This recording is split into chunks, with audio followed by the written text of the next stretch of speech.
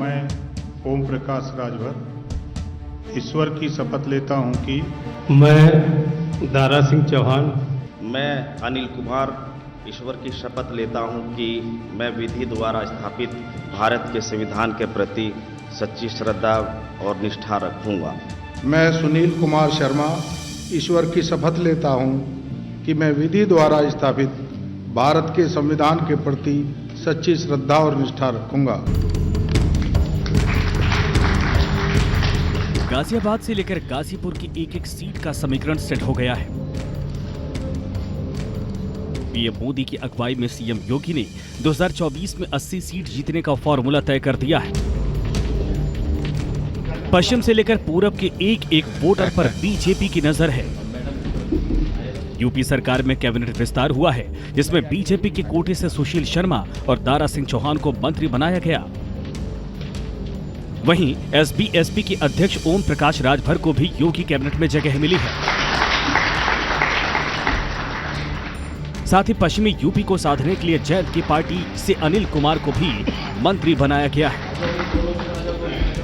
Samajwadi party की cycle से उतारकर ओम प्रकाश राजभर को बीजेपी अपने पाले में लेकर आई तो उसकी एक बड़ी वजह है, पहले उसे समझ लीजिए। पूर्वांचल में 26 लोकसभा सीटें हैं, जिनमें 12 लोकसभा सीटों पर राजभर वोटर अगर एक मुश्त होकर किसी भी पार्टी को वोट कर दें तो हार और जीत का फैसला तय कर सकते हैं। 2022 के विधानसभा चुनाव में बीजेपी को सबसे ज्यादा नुकसान पूर्वांचल के उन्हीं इलाकों में हुआ था जहां ओम प्रकाश राजभर का प्रभाव माना जाता है। बीजेपी अंबेडकर नगर और आजमगढ़ में तो खाता भी नहीं खोल पाई थी। मऊ और गाजीपुर में भी बीजेपी का बुरा हाल था।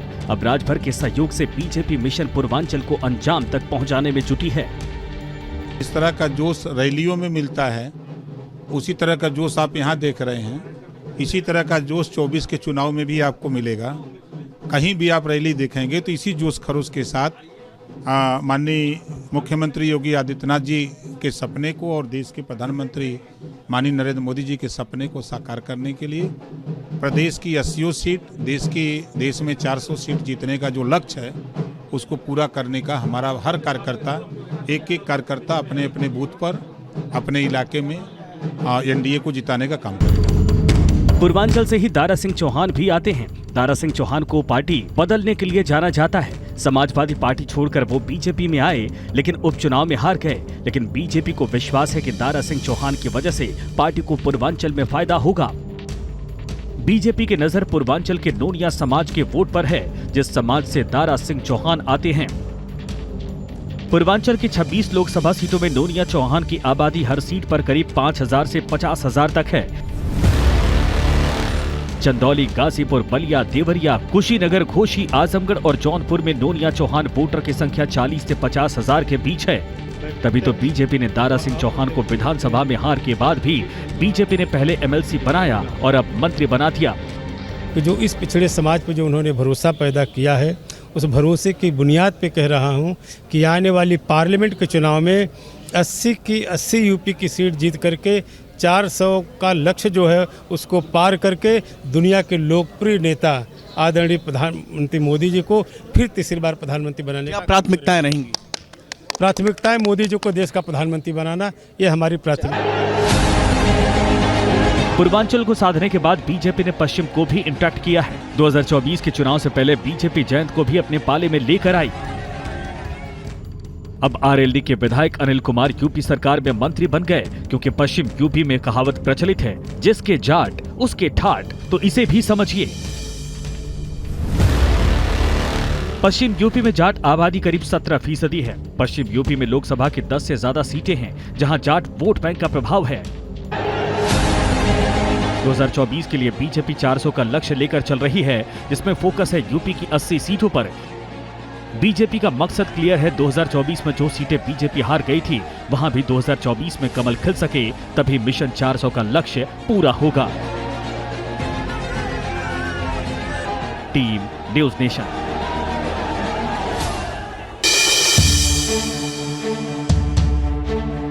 मैं ओम प्रकाश राजभर ईश्वर की शपथ लेता हूं कि मैं दारा सिंह चौहान मैं अनिल कुमार ईश्वर की शपथ लेता हूं कि मैं विधि द्वारा स्थापित भारत के संविधान के प्रति सच्ची श्रद्धा और निष्ठा रखूंगा। मैं सुनील कुमार शर्मा ईश्वर की शपथ लेता हूं कि मैं विधि द्वारा स्थापित भारत के संविधान के प्रति सच्ची श्रद्धा और निष्ठा रखूंगा।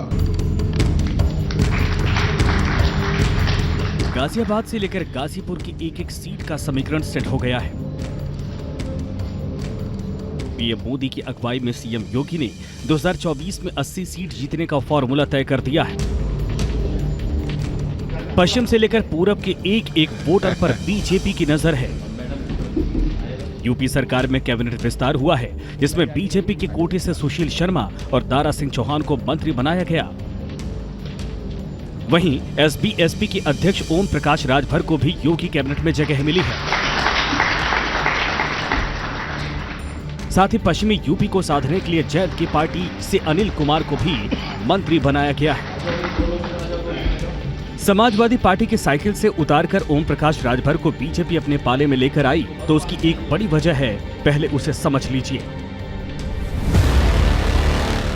पूर्वांचल में 26 लोकसभा सीटें हैं, जिनमें 12 लोकसभा सीटों पर राजभर वोटर अगर एक मुश्त होकर किसी भी पार्टी को वोट कर दें, तो हार और जीत का फैसला तय कर सकते हैं।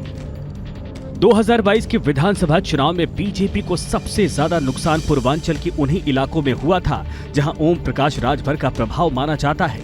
बीजेपी अंबेडकर नगर और आजमगढ़ में तो खाता भी नहीं खोल पाई थी। मऊ और गाजीपुर में भी बीजेपी का बुरा हाल था। अब राजभर के सहयोग से बीजेपी मिशन पूर्वांचल को अंजाम तक पहुंचाने में जुटी है। इस तरह का जोश रैलियों में मिलता है, उसी तरह का जोश आप यहाँ देख रहे हैं। इसी तरह का जोश 24 के चुनाव में भी आपको मिलेगा। कहीं भी आप रैली देखेंगे तो इसी जोश खरोश के साथ माननीय मुख्यमंत्री योगी आदित्यनाथ जी के सपने को और देश के प्रधानमंत्री माननीय नरेंद्र मोदी जी के सपने को साकार करने के लिए प्रदेश की 80 सीट, देश में 400 सीट जीतने का जो लक्ष्य है, उसको पूरा करने का हमारा हर कार्यकर्ता, एक एक कार्यकर्ता अपने अपने बूथ पर, अपने इलाके में एनडीए को जिताने का काम करेगा। पूर्वांचल से ही दारा सिंह चौहान भी आते हैं। दारा सिंह चौहान को पार्टी बदलने के लिए जाना जाता है। समाजवादी पार्टी छोड़कर वो बीजेपी में आए, लेकिन उपचुनाव में हार गए। लेकिन बीजेपी को विश्वास है कि दारा सिंह चौहान की वजह से पार्टी को पूर्वांचल में फायदा होगा। बीजेपी की नजर पूर्वांचल के नोनिया समाज के वोट पर है, जिस समाज से दारा सिंह चौहान आते हैं। पूर्वांचल की 26 लोकसभा सीटों में नोनिया चौहान की आबादी हर सीट पर करीब 5,000 से 50,000 तक है। चंदौली, गाजीपुर, बलिया, देवरिया, कुशीनगर, घोसी, आजमगढ़ और जौनपुर में नोनिया चौहान वोटर की संख्या 40 से 50,000 के बीच है। तभी तो बीजेपी ने दारा सिंह चौहान को विधानसभा में हार के बाद भी बीजेपी ने पहले एमएलसी बनाया और अब मंत्री बना दिया।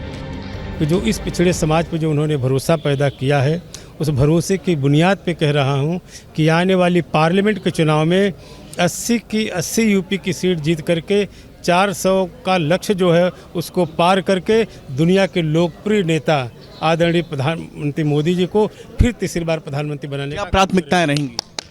प्राथमिकताएं मोदी जी को देश का प्रधानमंत्री बनाना, ये हमारी प्राथमिकता।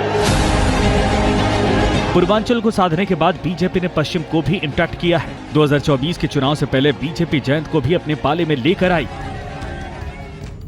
अब आरएलडी के विधायक अनिल कुमार यूपी सरकार में मंत्री बन गए, क्योंकि पश्चिम यूपी में कहावत प्रचलित है, जिसके जाट उसके ठाट। तो इसे भी समझिए।